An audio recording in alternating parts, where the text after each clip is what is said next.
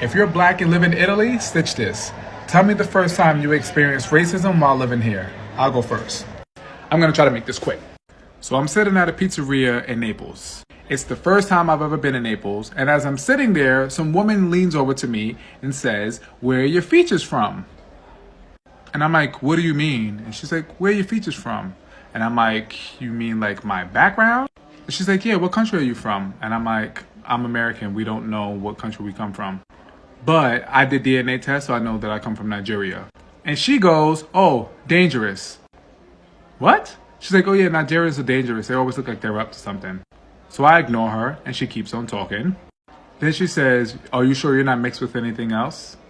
And I'm entertaining her, so I'm like, "Yeah, also Cameroon." And she goes, "Oh, that's where your lips are from."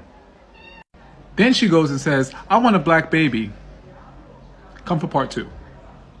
Okay, sorry it took so long for part 2. I was on live for like 8 hours. It's whatever.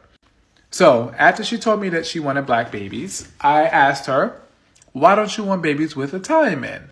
She's like, "No, I will not have babies with Italian men. No, no, no, no, no. I want black babies." And I'm like, "Why do you want black babies?" And she's like, "Because their skin is so nice." Her reason for wanting to have black babies is because their skin is so nice.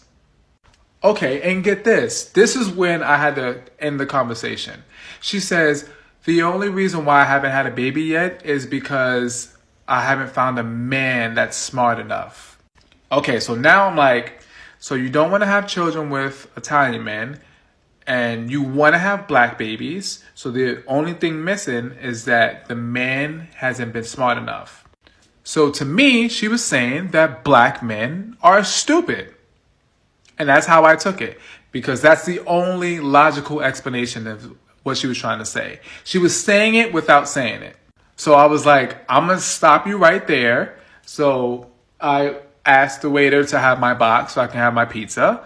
And then when he brought the box out, so I asked the waiter for a box for my pizza. He brought it. And then I leaned over to her and I said, "That was the most racist, ignorant shit I've ever heard anybody spew out of their mouth before.